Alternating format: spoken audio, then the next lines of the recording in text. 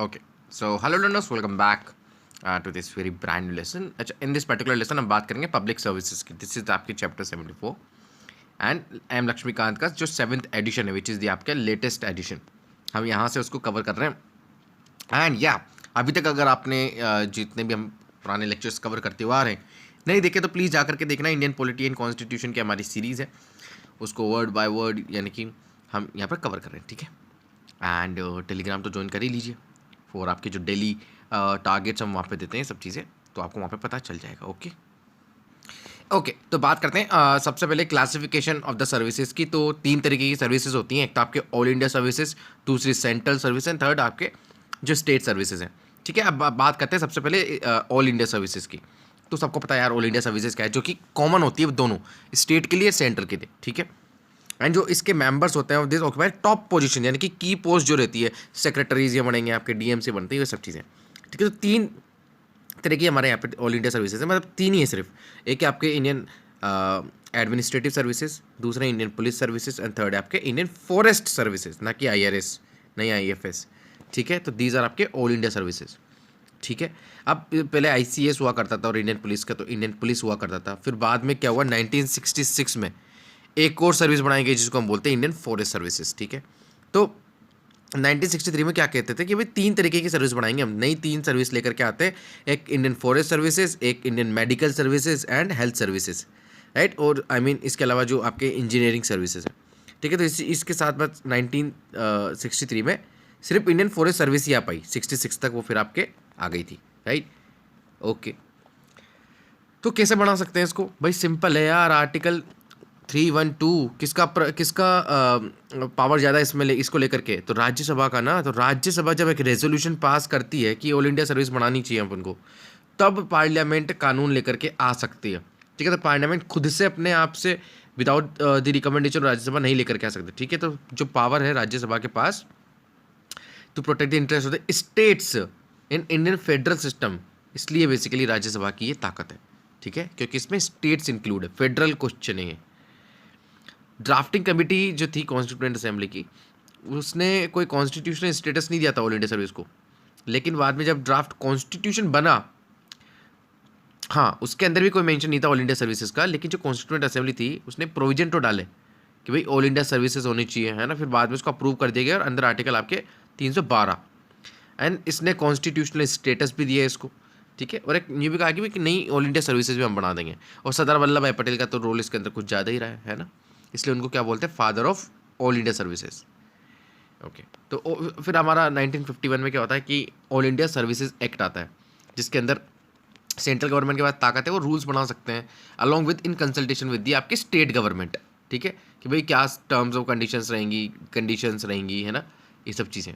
Train किस तरीके से किया जाएगा सेंट्रल गवर्नमेंट के द्वारा, स्टेट कैडरेस दिए जाएंगे फिर, है ना, फिक्स टेन्योर होगा, सेंट्रल डेप्यूटेशन में बुला लेगी. ठीक है, क्योंकि सेंट्रल का कोई कैडर नहीं होता, है ना, इस तरीके से. तो जितने भी ऑल इंडिया सर्विसेज हैं, ईच ऑफ दिस ये सिंगल सर्विस होती है with common rights and status and uniform skills होता है. लेकिन सर मैम इसके 3 कैटेगरीज होती हैं. पहला super time scale, second senior scale and third junior scale. I bat पहली बार सुना होगा आपने ये, है ना, अगर इसके पहले आपने लक्ष्मीकांत ही पढ़ी तो. सिंपल है यार, नए नए ऑफिसर जब अपॉइंट किए जाते हैं तो उनको जूनियर स्केल पे रखा जाता है सबसे पहले, फिर आपका सीनियर स्केल आता है, फिर सुपर टाइम स्केल आता है. ठीक है, तो इस तरीके से. ओके, तो अब जो ऑल इंडिया सर्विसेज है कौन कौन से मिनिस्ट्रीज में आता है, तो IAS किसके अंदर आते हैं, personal, public grievance and pension की में. ठीक है, तो मिनिस्ट्री ऑफ पर्सनल के अंदर आते हैं. मिनिस्टर का नाम बताइए. IPS किसके अंदर आता है, मिनिस्ट्री ऑफ होम अफेयर्स के अंदर आते हैं. IFS कौन के आते हैं, आपके मिनिस्ट्री ऑफ एनवायरनमेंट. देखिए ये जो इसके अंदर ना centre and state jointly control करते हैं इनको. इमीडिएट कंट्रोल तो स्टेट के पास रहता है, लेकिन अल्टीमेट कंट्रोल आपके सेंट्रल के पास रहता है. ठीक है, तो जितनी भी सैलरीज वगैरह होती हैं ये स्टेट्स देते हैं इनको. ठीक है ना, हाउएवर जो डिसिप्लिनरी अगर कोई पेनल्टीज लगानी है, एक्शंस लेने हैं, तो वो sir ma'am in against the officers central government करती है. ठीक है, अब ये सुनना बहुत ज़रूरी चीज़ बता रहा हूँ आपको कि अभी इंडिया में इस टाइम पे कितने कैडर्स हैं, 26 स्टेट कैडर्स हैं, समझ गए. तो फिर जॉइंट कैडर्स भी होंगे ना, क्योंकि इतने तो हमारे पास स्टेट्स नहीं, हमारे तो स्टेट्स ज़्यादा हैं. तो 2 जॉइंट कैडर्स हैं, आसाम मेघालय का और दूसरा अरुणाचल गोवा मिजोरम. ठीक है, एंड यूटीज़ का. तो आगमुट इसको हम बोलते हैं और इसको आसाम मेघालय बोलते हैं. ठीक है, तो दीज 2 आर आपके क्या है, आपके जॉइंट कैडरेज हैं. ठीक है, नेक्स्ट हम पढ़ते हैं सेंट्रल सर्विसेज के बारे में.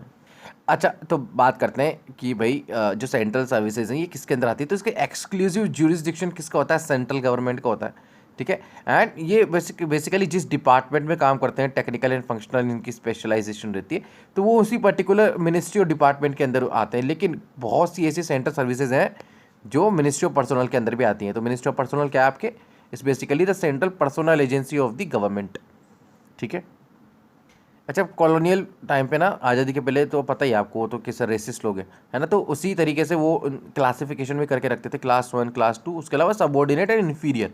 तो हमने नाम बदल करके क्या कर दिए, क्लास 3 एंड क्लास 4 कर दिया, ठीक है। इस तरीके से फिर आपके 1974 में हमने क्या करा, सेंट्रल सर्विसेज को डिवाइड कर दिया, हमने क्लासीफाई कर दिया class 1 class 2 class 3 class 4, and इनके ग्रुप चेंज कर दिए, group A B C and D respectively. समझ गया आप, ऐसा। आई मीन जो ये क्लास वाला पंगा था ना, उसको हटा करके ग्रुप्स वाला कर दिया, यानी कि group A group B group C group D, ठीक है, इस तरीके से। तो क्लास 1 क्लास 2 ये सब हटा दिए। तो उस टाइम पे तो अब जो सेंट्रल सर्विसेज है हमारी वो इस तरीके से ही है, ठीक है, ABCD। समझ गया आप। अब आपको कुछ एग्जाम्पल देता हूँ मैं ग्रुप ए सर्विसेज का। क्या बोला मैंने, ग्रुप ए सर्विसेज का जो सेंट्रल सर्विसेज है, इसमें हम कुछ एग्जाम्पल देते हैं। वो बढ़ती आई है कंटिन्यूसली, अगर हम देखते जाएँ तो 66 है टोटल। कितनी है, 66। तो कौन कौन सी हो सकती है, तो हमारी इंडियन फॉरेस्ट सर्विस सबसे पहले, तो फॉरेन सर्विस, सॉरी फॉरेन तो आपकी ऑल इंडिया सर्विस है। उसके अलावा जो अकाउंट्स एंड फाइनेंस सर्विस है, Indian postal service, railway account service, railway personal, railway traffic audit and account, IIS जो इंडियन इंफॉर्मेशन सर्विस होते हैं, Indian defence account service, civil account service, revenue service, income tax, समझ ये IRS होते हैं। तो Indian revenue service जो custom and indirect taxes होते हैं, तो ये भी आपके हैं। उसके अलावा Indian railway services, Indian railway service mechanical, electrical, engineers, telecommunication and Indian trade services. उसके अलावा defence, supply, inspection, health service, central health services, railway medical, ordnance factory, ये जो हथियार वगैरह बनते हैं उसका ये। Economic service, Indian economic services, समझ गए, इंडियन इकोनॉमिक सर्विसेज। उसके अलावा इंडियन स्टैटिस्टिकल, इनके भी अलग एग्जामिनेशन होते हैं, है ना। Indian cost account service, defence quality assurance, Indian legal service, Indian corporate lawyer service. उसके अलावा आपके सेंट्रल लेबर सर्विसेज। तो इस तरीके से तो मोस्ट ऑफ द जो कैडरे हैं हमारे ग्रुप ए के सेंट्रल सर्विसेज के, corresponding with the group B services also, ठीक है। और ग्रुप सी तो सेंट्रल सर्विस की, जिसके अंदर क्या आता है, क्लैरिकल जो पोस्ट होती है ना, क्लर्क लेवल पे वो। और ग्रुप डी होते हैं वो मैनुअल पर्सनल जो होते हैं, ठीक है। तो ये सब चीज़ें। तो group A and B comprises of the gazetted officers. तो ए एंड बी के होते हैं आपके गजेटेड ऑफिसर होते हैं, and group C and group D आपके नॉन गजेटेड होते हैं, ठीक है। हाँ, जो इंडियन फॉरेन सर्विस जो है आपके is the top most central service in terms of Prestige, status, पे एंड इमोल्यूमेंट्स, ठीक है। तो जब सेंट्रल सर्विसेज की बात करते हैं तो IFS सबसे बड़े अधिकारी होते हैं। इनफैक्ट जो इट कंपेयर्स विद आपके ऑल इंडिया जो सर्विसेज पोजीशन है, तो सेम एग्जामिनेशन होता है, उसी के थ्रू निकलते हैं, ठीक है। तो या तो IAS के बाद सिंपली अगर हम माने तो स्केल पोजीशन में ये इसी के बाद आते हैं आप, ठीक है। एंड IPS से ऊपर माना जाता है इनको, समझ गया आप। तो किस तरीके से IAS, IFS, फिर IPS, तो इस तरीके से माना जाता ही है ना। अब ठीक है यार, जो भी क्लासिफिकेशन है, तो इट इज़ मैनेज बाय आपके ministry of external affairs, definitely वही करेंगे, ओके। अब same in case of the state services भी हैं, है ना, कि भाई अब जो स्टेट सर्विसेज में काम करेंगे उनके लिए भी तो रहेगा ना। तो सिविल सर्विसेज है, उसके अलावा पुलिस सर्विस, फॉरेस्ट सर्विस, उसके अलावा जो आपके एग्रीकल्चरल, मेडिकल, है ना, veterinary service, fisheries, judicial, public health, education, cooperative, registration, sales tax, jail services, service of engineers, ये सब चीज़ें ये आपके स्टेट स्पेसिफिक है, स्टेट सर्विसेज का पार्ट है। तो सेम यार, जैसे आपके सेंट्रल सर्विसेज 4 कैटेगरीज में डिवाइड है, ये भी 4 कैटेगरीज में डिवाइड है, ये भी ग्रुप ABCD। एंड इसमें भी जो क्लास ए या class B, group A group B जो है वो आपके गजेटेड क्लास है, and group C and group D आपके नॉन गजेटेड है, समझ गया। अच्छा सुनना, एक बहुत ज़बरदस्त डिफरेंस बता रहा हूँ कि भाई जो गजेटेड ऑफिसर्स या फिर गजेटेड क्लास है ना, उनको ऑफिसर्स बोलते हैं, जो नॉन गजेटेड है वो एम्प्लॉयज़ होते हैं, समझ गए आप, ओके। तो क्या जो स्टेट सर्विसेज हैं वो कभी ऑल इंडिया सर्विसेज में नहीं जा सकते? क्या देखिए, जा सकते हैं। कब जा सकते हैं? देखिए, ऑल इंडिया सर्विसेज जो एक्ट है आपका 1951 का, कहते हैं कि 33% मिनिमम, यानी कि मैक्सिमम, सॉरी, या फिर 1/3 ऑफ द जो जितने भी पोस्ट होती हैं IAS, IPS और IFS की, ठीक है, फॉरेस्ट सर्विसेज की, वो बेसिकली प्रमोशन के थ्रू अब बेसिकली क्या किया जाएगा, फुलफिल की जाएगी, ठीक है, फिल की जाएगी। अब ये प्रमोशन किसके बेसिस पे होता है, तो रिकमेंडेशन होती है सिलेक्शन कमेटी का, जो कि हर स्टेट में बेसिकली बनाई जाती है। Such committee is presided over by the chairman, और जो आपके यूपीएससी के मेंबर होते हैं, ठीक है, किसी एक के द्वारा जो चेयर की जाती है। बात करते हैं कॉन्स्टिट्यूशनल प्रोविजंस को लेकर के, तो आर्टिकल 301 से लेकर के 314 पार्ट 14 में आते हैं, एंड सी के पार्ट हैं all India service, inter service and state services. तो आर्टिकल रिक्रूटमेंट वगैरह की बात करें तो 309 के अंदर पार्लियामेंट के पास ताकत है एंड स्टेट लेजिस्लेचर के पास ताकत है कि वो रेगुलेट कर सकते हैं recruitment and condition of services, appoint कौन करेगा, इस तरीके से सब चीज़ें, ठीक है। एंड जो प्रेसिडेंट है और द गवर्नर है, नॉर कोई भी कानून नहीं बना सकते, मतलब इस चीज़ को लेकर के अनटिल एंड अनलेस कोई लॉ नहीं बना दिया जाता है भारतीय पार्लियामेंट और स्टेट लेजिस्लेचर, ठीक। एंड इन्हीं कानून के अंदर बेसिकली जो हमारे पार्लियामेंट एंड स्टेट लेजिस्लेचर है वो रीजनेबल रिस्ट्रिक्शन लगा सकती है फंडामेंटल राइट्स किनके, ये जो पब्लिक सर्वेंट्स हैं जितने भी, ठीक है, in interest of integrity, honesty, efficiency, discipline, impartiality, secrecy, neutrality, anonymity, devotion on duty and so on, ठीक है। Such restrictions are mentioned in the conduct rules, जो कि हमारे सेंट्रल सर्विस रूल्स हैं, railway service rules and so on, ठीक है। अब सारे आर्टिकल्स कर रहे हैं तो ये भी देख लीजिए, टेन्योर ऑफ सर्विसेज भी देख लीजिए, तो डॉक्ट्राइन ऑफ प्लेजर कि हम इसके अंदर बात करते हैं, आर्टिकल 310 में अंदर ये लिखा हुआ है कि भाई जो all India services, civil services, ये जितने भी हैं सेंट्रल लेवल पे, और person holding the military post और civil post under the centre hold office during the pleasure of the president, ठीक है। तो प्रेसिडेंट जब तक चाहेगा जब तक ये रहेंगे, ये से कहते हैं, ओके। सिमिलरली जो सिविल सर्विसेज ऑफ स्टेट है वो किसके प्लेजर पे काम करते हैं, गवर्नर, सिंपल है ना।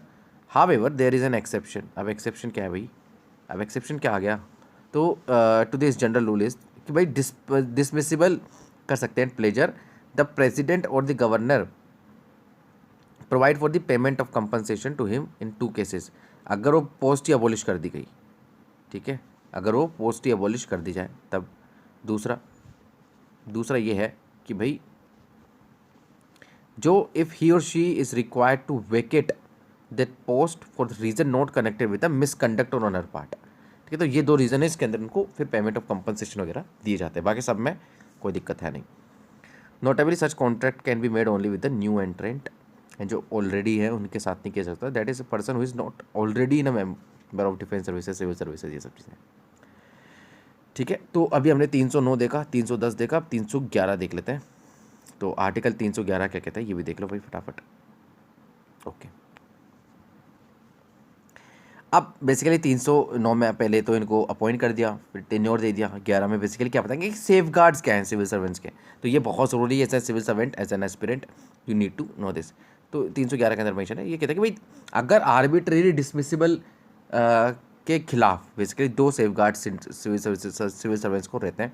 क्या पहला तो है कि उनको मान लीजिए कोई अथॉरिटी ने अपॉइंट कर दिया, ठीक है, जैसे मान लीजिए गवर्नर अपॉइंट कर दिया, तो उससे नीचे की जितनी भी अथॉरिटी रहेगी ना वो कभी इनको डिसमिस कर ही नहीं सकती, है ना। तो एक तो ये है, तो यानी कि authority subordinate to that by which she was appointed, वो उसको डिसमिस नहीं कर सकते। सेकंड है जैसे कोई एमएलए हो गया, एमपी हो गया, ये नहीं कर सकते, समझ गए आप। Civil servant can not be dismissed और रिमूव्ड और रिड्यूस्ड इन रैंक एक्सेप्ट अगर उस पर कोई इंक्वायरी चला दी गई, चार्ज प्रूव नहीं हो गया हो जब तक, ठीक है, तब तक बेसिकली नहीं कर सकते, यानी कि रैंक कम होएगी नहीं, राइट। तो ये तो है एक, तभी तो आप देखते होंगे ना, अगर मान लीजिए कोई नेता है या फिर कोई पॉलिटिशियंस है, उनको पसंद नहीं आते तो उनकी रैंक बढ़ाते नहीं, भले कम भी नहीं करेंगे क्योंकि कर ही नहीं सकते, लेकिन बढ़ाते भी नहीं है, लेकिन प्रमोशंस तो विद टाइम होते ही हैं। ये जो सेफ गार्ड्स ऊपर हमने दिए गए हैं वो बेसिकली किनको दिए जाएंगे, बेसिकली ये उनको दिए जाएंगे civil services of centre and all India services, civil services of state and जो कि सिविल पोस्ट पर है, ठीक है, नॉट टू आपके जो डिफेंस सर्विसेज हैं, ये याद रखना।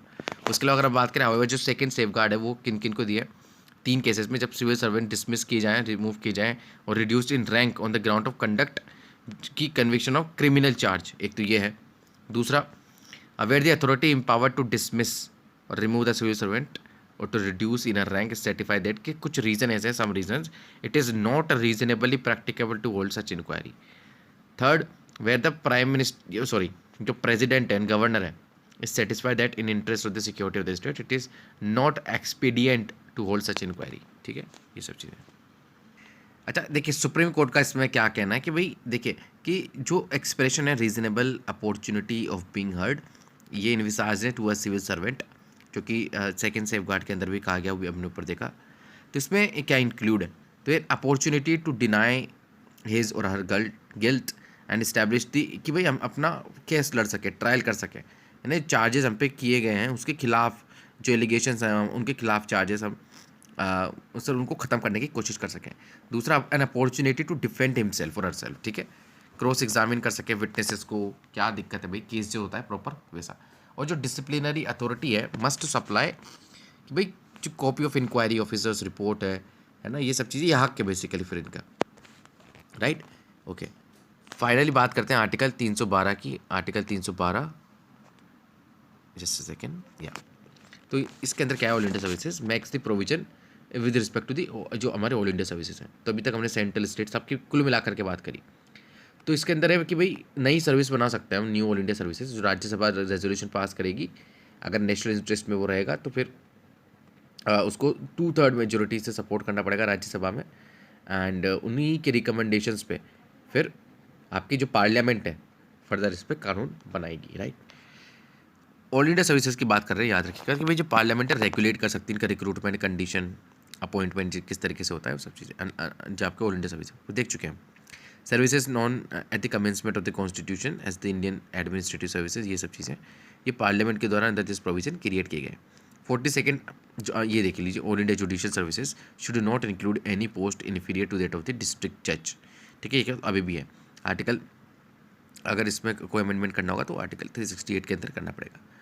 ओके, तो द 42nd अमेंडमेंट ने कुछ प्रोविजन किए for the creation of all India judicial services. No such law has been made so far, and national judicial appointment commission लाने की कोशिश करी थी, 99 अमेंडमेंट उसको उड़ा दिया था। अदर प्रोविजन क्या है, तो आर्टिकल 312A के अंदर ये 28th अमेंडमेंट के थ्रू लाया गया था, confers the power of the parliament कि वो वेरी कर सके या फिर रिवोक कर सके कोई भी condition of service of person who are appointed as civil services of the crown in India before 1950। Article 313 के अंदर क्या है, deals with the transitional power. ये कहते हैं कि भाई अनटिल और अदरवाइज प्रोवाइडेड जितने भी लॉज हैं in force before 1950 and applicable to any public services would continue. And article 314 के अंदर क्या है, which made the provision of protection of existing जो ऑफिसर्स हैं है ना सर्टेन सर्विस, वो रिपील्ड बाय आपके 28th अमेंडमेंट एक्ट। तो ये सब चीज़ें हैं। तो आर्टिकल 312A 13 14 के अंदर ये था। तो ये बेसिकली आर्टिकल से ये रिलेटेड है आपके पब्लिक सर्विसेज से, ठीक है। तो ये था आपका टोटल पूरा चैप्टर। द नेक्स्ट लेसन अब बात करेंगे rights and liabilities of the government, छोटा सा चैप्टर है, ठीक है। तो मिलते हैं अगले lesson with and have a nice day.